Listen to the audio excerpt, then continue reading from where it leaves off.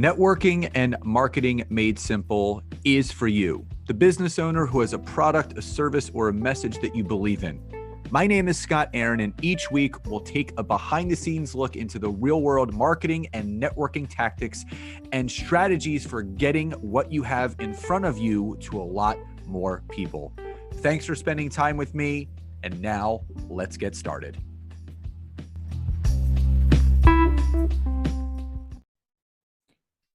Hey, everybody, and welcome back to another episode of Networking and Marketing Made Simple. Super excited for today's episode for a number of reasons. Well, number one, I love bringing other authors on here to talk about their book and the big things that they're doing, but also other marketing strategists, but also podcasting educators, people that love podcasting as much as I do. So the person that I have for you today is the author of a new book. It's called the Podcast Launch Playbook, as well as someone that's highly regarded in the podcasting education space, but also the marketing behind what it takes to really get your podcast out there for people to digest, to consume, and obviously feel connected to the person who is putting it on. So without further ado, Angela Kelly Smith, welcome to today's episode. Thank you so much, Scott. I'm really happy to be here today and talk about all of this with you. Well, grateful for all of that, and obviously having you on here today. And we're going to get into the book, obviously, because I want the audience to know all about it. But the bigger question that people love knowing, obviously they hear that you're a marketing strategist, that you're a podcasting educator, that you've now written a book about launching a podcast. The big question that they always love knowing, and I like to know as well, is what was that catalytic moment for you in your entrepreneurial journey that turned that light bulb on and has set you on the path that you're now currently on? Woo. Okay. So my very first foray into being an entrepreneur, I was 7 years old. And I took a bunch of my paintings to the end of the driveway and tried to sell them. And my mother was horrified. She ran out there and dragged me inside. Okay, so that was short-lived. 1999, I started working for myself in earnest as a marketing consultant. And I've never looked back. I've never had a full-time job. It's always been working for myself. And I've done several things since then. Marketing consultant. I'm also a professional artist since 1999. That's more on the side. I don't make a living from that at all. I was a life coach and marketing coach from 2010 to 2018. And I do website design, but I'm moving out of that. Marketing strategy. I teach people how to start their own podcasts. I have a course on that and run a community for women. And that is my main focus. Yeah, teaching people how to start their own podcasts. And I just love working for myself. I don't want to be tied down working for other people. I love the freedom that it gives me. My motto is choose your own adventure and blaze your own trail. Love those books, choose your own adventure books from when I was a kid. And yeah, I love doing my own thing. It lights me up. Being on the other side of entrepreneurship, obviously you've been in entrepreneurship for a long time. Like you, I got involved around the same time, 1998, and I haven't looked back. I was 18 and a half years old, almost 19. And Wow. yeah, so I always jokingly tell people I've been psychologically unemployable since day one. So it's Yes. and it has its benefits, it has its advantages, but also for a lot of people that are maybe finding out themselves, entrepreneurship is not all what it's cracked up to be. It's challenging at times. It's you versus you. It could be a very lonely Yes. place. The one question that I always love asking other entrepreneurs that have been in this space for their entire career, much like you and I, because we don't know any different. We've never, No. it was funny. One of my clients reached out to me because they were moving away from entrepreneurship and getting a job. They were offered a really great opportunity to work for a company. And uh, she's like, I haven't been on an interview in like 10 or 12 years. I'm like, well, I've never been on one. So I can give Mm-hmm. you the best advice I can of what you should do to put yourself out there. But like, again, I've had that benefit and that advantage to never being on a job interview. So it brings up a pretty deep question. And it's something that my wife and I talk about all the time.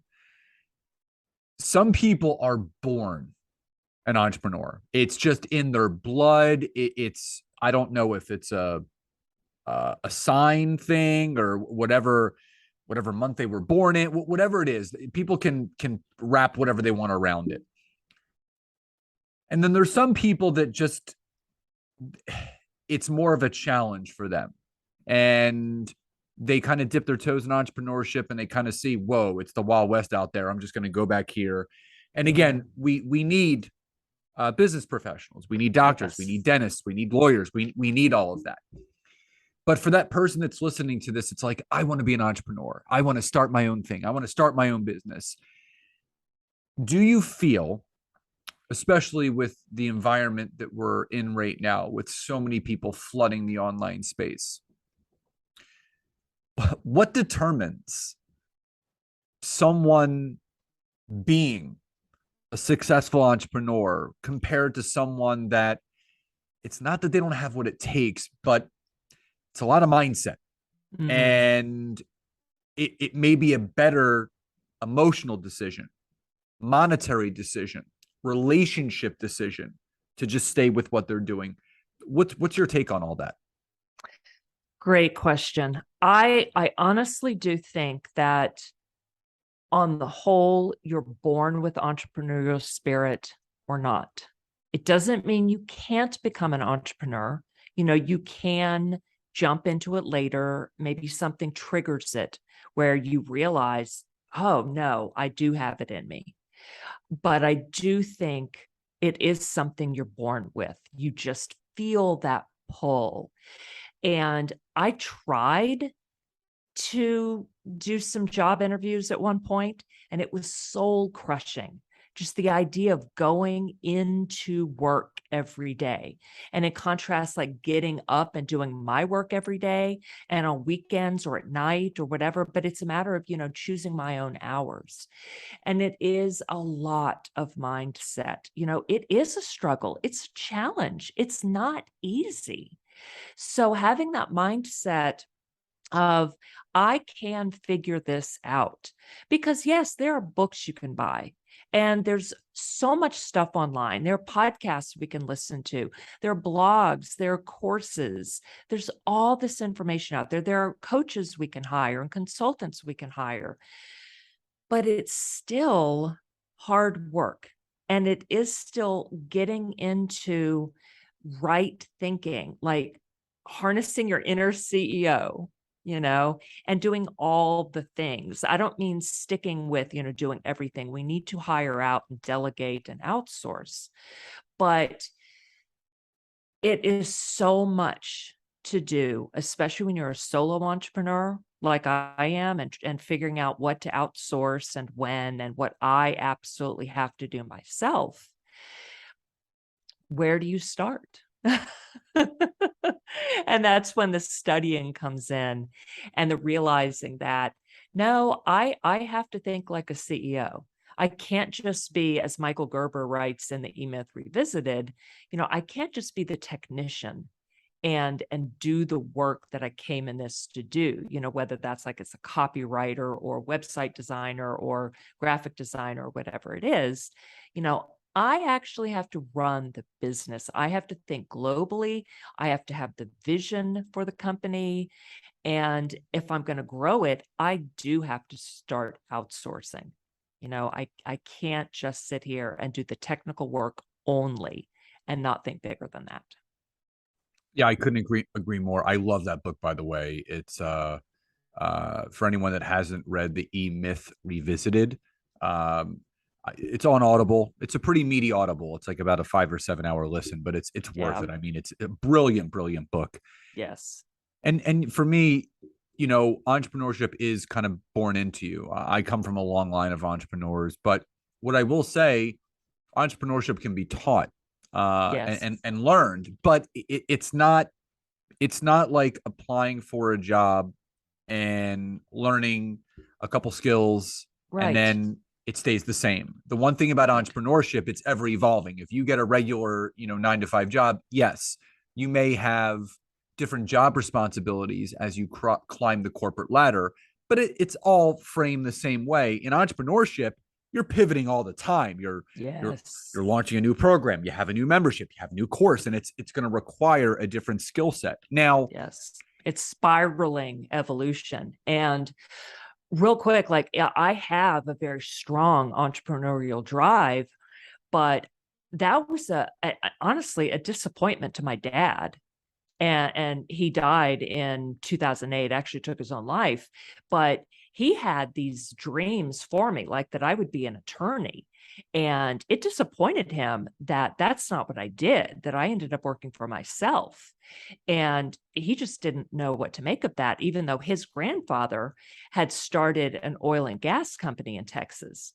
But like that did not, like that was legit, because that was a huge corporation. But this is like, what are you doing? You know? And so that wasn't his definition of success. So when you start your own business, especially when it's not this brick and mortar thing or a big corporation, you have to redefine success for yourself. What does success look like to you? And that goes into that mindset piece that you brought up, Scott, that we really have to get a hold of. so whether you're an author, a podcaster, a coach, you check all those boxes. And whoever's listening to this, you may check all those boxes, two of them, one of them, none of them. Marketing yourself properly in some way, shape, or form, whether it's marketing yourself through a podcast that you have, marketing yourself through a book that you've written, or a coaching course, or social media, it's vital, because again, that's how people get introduced to you. What would you say is, for the person that's kind of just starting out or is really looking to figure out the power of their messaging behind their marketing strategy, what's the most important thing someone needs to do to get the ball rolling in marketing themselves properly in whatever arena that may be, whether it's social media, website, podcast, or book? Mm. Two things, actually. Know yourself and know your ideal client. You can't have just one without the other. So really know, it boils down to know your brand personality. And if you're the face of your brand, then that's you. Your brand personality is essentially your personality. And that's going to come through in all of your marketing messaging. So everything that you say, everything you write, every podcast that you produce, every video you make, every social media post, every service that you create, every course that you create, book that you write, everything, your brand personality has to come through, all of it.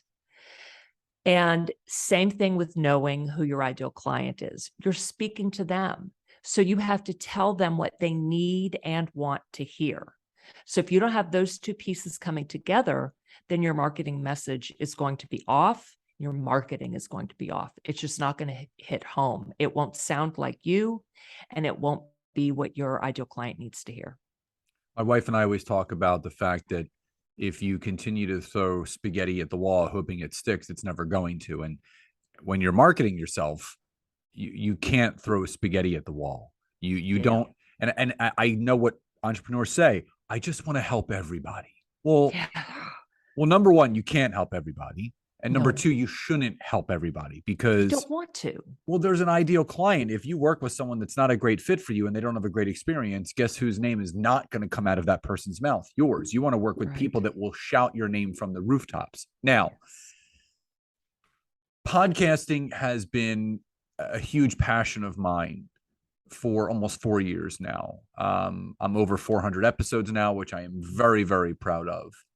And consistency is the key. And I always tell people, and within a mastermind that we help people create and launch their podcast, and to obviously showcase their expertise. And I always talk about something called pod fade, which in the podcasting world is everyone has this grand idea of launching a podcast, and they get all the equipment ready, and they choose their hosting platform, whether it's Podbean or Anchor or Spotify, and they start recording and they, record 5, 6, 7 episodes and they don't get enough ahead, and then it fades away. And Yeah. maybe they miss a week, maybe they miss 2 weeks, and like, well, it's been 2 weeks, and then they just give up on it.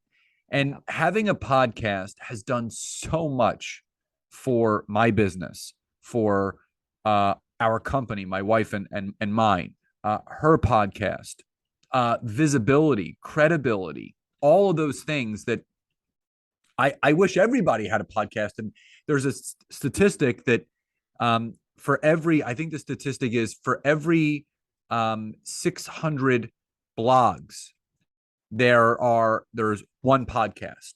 Mm. And for every 24 YouTube channels, there's only one podcast. Wow. There's such a, I think there's 800,000 podcasts right now, Mm-hmm.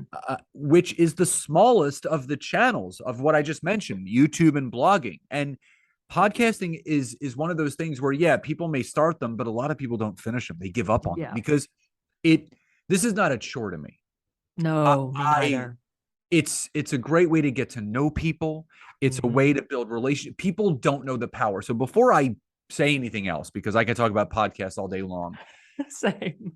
what has you so passionate, not only being a podcaster, but having a coaching program around it, writing a book about it? What has you so fired up about podcasting that in our minds, that entrepreneur, that business owner, right? Yeah. Why should they have their own podcast for their business? So, first, let me say, not everyone should, because if it's not your thing, if talking isn't your thing, then don't do it. If writing is your thing, write a blog. And if video is your thing, well, I do a video podcast as well. Like, I publish the audio and the video. But if pure video is your thing, do video. So you have options. But if you love talking like you and I do, then do a podcast. It is so much fun. And like you were saying, Scott, it is a great way to market your business, to connect with people. Oh my gosh, when I have guests on, the connections that I make, I mean, they are just so much fun. And you can make lifelong connections that way. Just either working with people in the future, having them on again as a guest, sharing contacts and connections. It's just awesome. I've been podcasting since 2011 with the Geek Girl Soup podcast, a pop culture podcast. We talk about movies and TV shows. Oh my God, it's just my buddies and me hanging out, chatting about the movies and TV shows. We give ourselves homework every week. It's awesome. And I did a year of a pure live interview podcast on Blog Talk Radio in 2012. Didn't keep that up. And this one I've been doing, I'm on a marketing chat podcast I've been doing just since November of 2021. And I'm on like episode close to 70. So I do 2 episodes a week. I love it that much. It expands your audience. It's a great way to engage with your audience. It boosts your credibility. It's a great way to share your personality, and it keeps your audience loyal. When they get to engage with you that way and hear you every week, or with me twice a week, then they get to keep up with what you're up to and all this new information that you're sharing. So I do highly recommend, as I'm sure you do too, Scott, sharing new content every week. It does not have to be twice a week, but something new, a new episode once a week. Then your audience loves that. It's not that they're going to forget about you, but they actually do a little bit, unless you do it every single week.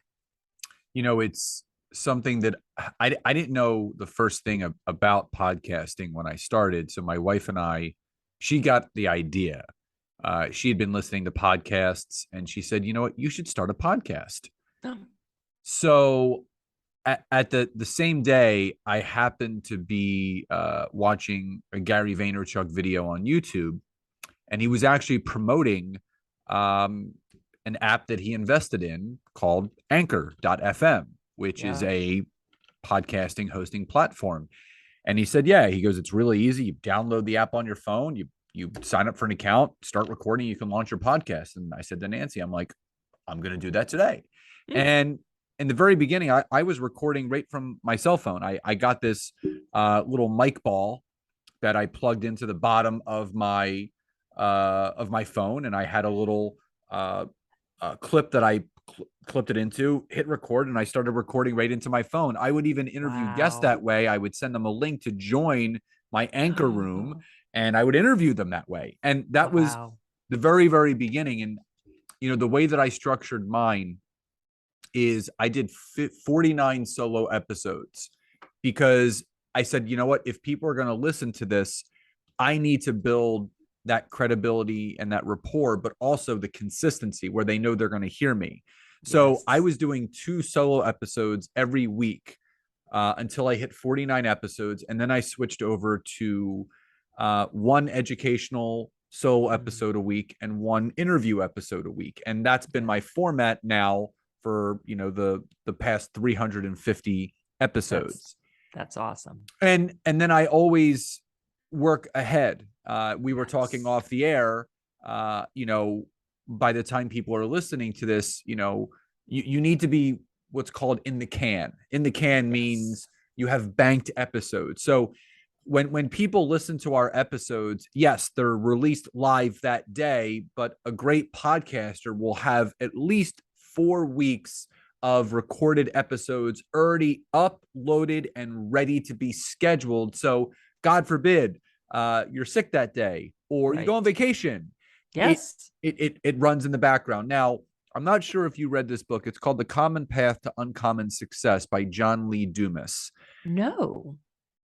Highly recommend this book. So John Lee Dumas has the only daily podcast. He launched it in 2010. Oh my gosh. And he still to this day does a podcast every single day. And he batches out, so he's always 30 days ahead. And yeah, it gives me kind of anxiety too, thinking about that, because How long are they? All interviews. Like, I mean, full episodes. Interviews. An hour long or so, 30 to 40. Yeah, I mean, the 30 to book, an hour. read the book. It's phenomenal. Okay. It's part, like we don't have a curriculum for our mastermind, but we always recommend 3 specific books for our members to read. The Common Path to Uncommon Success by John Lee Dumas is 1. Marketing Made Simple by Donald Miller is number 2. Yes. And The Science of Getting Rich by Wallace D. Wattles, because we want to kind of hit, the idea of podcasting, the idea of marketing, and that money mindset that you need to have around all of that. Yeah. But, you learn all of this as you go, and people are listening to this, and there's 2 camps of people. When you talk about video, there's the cringers who are like, I don't want to go on video. And then there's people like, oh, I love being on video. Yeah. And then it's the same conversation when we're talking about podcasts, right? There's people that hear, start a podcast. They're like, whoa, no. I'm not who am I to start a podcast? Right. I'm going to mess up. I'm going to say and, I'm going to flub all over my words. That happens. Editing, and you're a person. You're real. So sound real. If there are excessive your likes, and you cut a few of them out.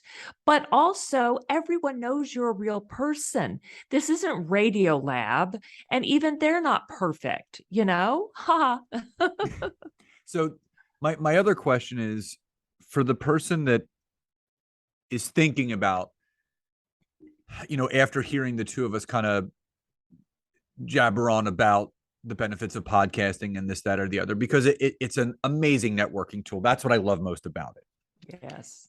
For the person that wants to get started, obviously, I want you to lead into the new book, the podcast launch playbook.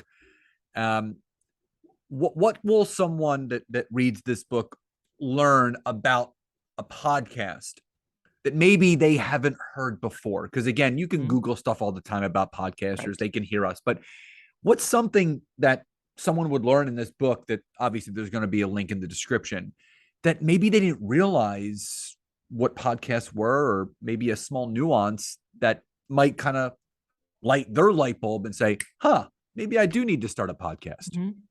So I go into the benefits of podcasting, some of which I just discussed here. I take them through exercises. A big one, really essential, is helping them figure out why they want to start a podcast. Because everyone else is doing it is not a good enough reason. Because I'm talking about how great it is and because you love it so much, not a good enough reason. So it's essential to figure out your big why for doing it. So I help them figure that out, help them figure out their podcasting goals. It's also really essential. It's like, you don't throw up a podcast like, if I build it, they will come. No, that doesn't work either. So you need really specific goals. And what they'll end up getting out of the book is they can start a podcast as quickly as they want to. I walk them through everything from the why and the goals to buying equipment to editing to where to publish a podcast, whether that's with a podcast hosting provider or specific website, to promoting to monetization.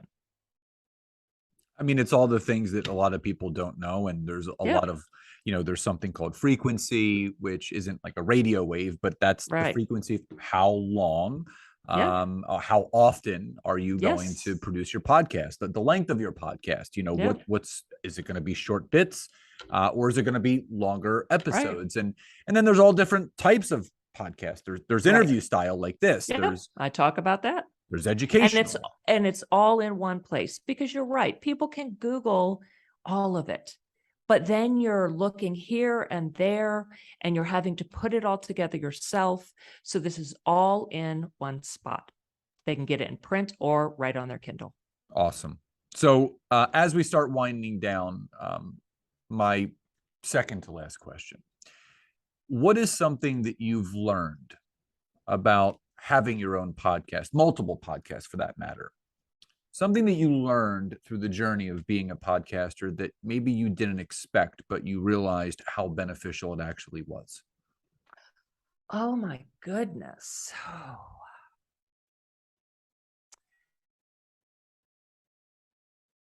Well, I've learned that it is hard, but I think the most rewarding thing I've done in my business, other than the help that I provide to my clients. I mean, that's like the most rewarding, of course, helping people, but the actual podcasting is so invigorating. And what's shocking about that is I'm actually an introvert. I need in that, like, I'm not shy, but I need downtime. And yet on days when I have several interviews in one day, because I batch that way, I'll do a bunch of interviews in one day. So today I've had 4, including this with you, but I don't feel drained because it's just so much fun chatting with guests. And so I'm on this high at the end of the day, which again shocked me. So it's not like going out and doing a networking event or something. So that's been wonderful. And it really keeps me going. Yeah, I couldn't agree more, because it's one of those things where there's days where I look at my calendar and I'm like, man, I got 3 interviews today. And I never feel like it's a chore. I'm like, I don't Yes. look at it. It's not just an interview. It's like, great. Now I have 3 episodes that I can schedule out for my podcast. So I know I can get 3 weeks ahead, but it's 3 networking opportunities. I Yes. can't tell you how many times I've guested on someone's podcast and the host has hired me after, Wow. because How cool is that? Yeah. I've kind of gone through, my LinkedIn strategy and all this stuff. And then we end the episode and they're like, hey, how can someone work with you? Like you kind of have my head scratched now. How, Mm-hmm. and it happens all the time. So people don't realize that, when you can showcase your expertise and your talent through the means of your podcast, but also through the channel of other people's podcasts, it's a great connection tool, which never gets old, never, ever gets old. Now, Yeah.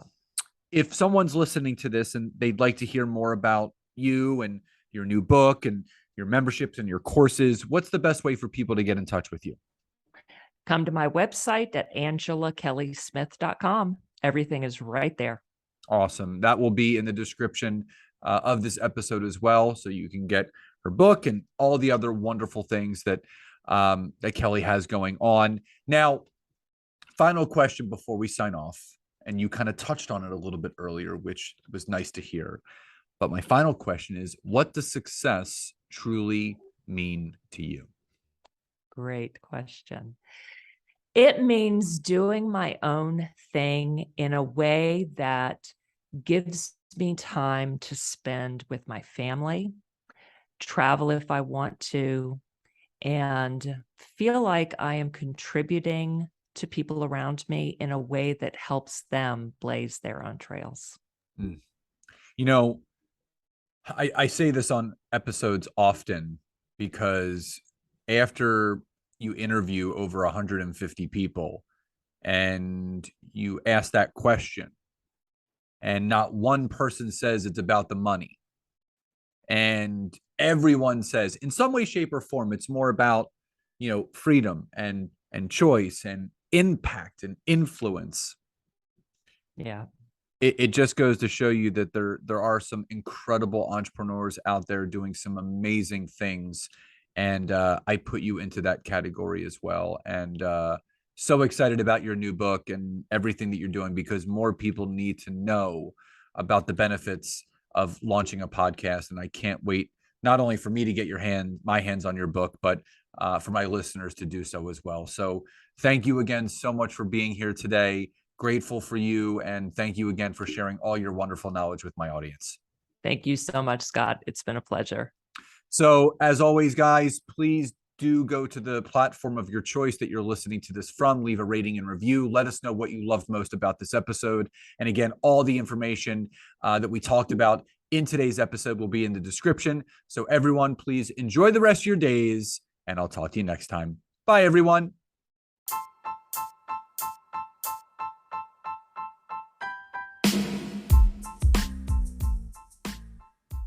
Thank you so much again for checking out today's episode. And if you are listening through iTunes, Spotify, wherever you are, please leave me a rating and review. Let me know what you loved, what you would like to see improved, or ideas you have for future episodes. And if you are interested in taking your business to the next level, don't hesitate to go to my website, www.scottaaron.net, where you can schedule a free discovery call with me, where I can learn more about you, your business, what you're struggling with, and how we can work together. And don't forget to check out my wife, Nancy, and mine, our free community on Facebook called LinkedIn Leads for Life. We would love to see you in there. Have a great rest of your day.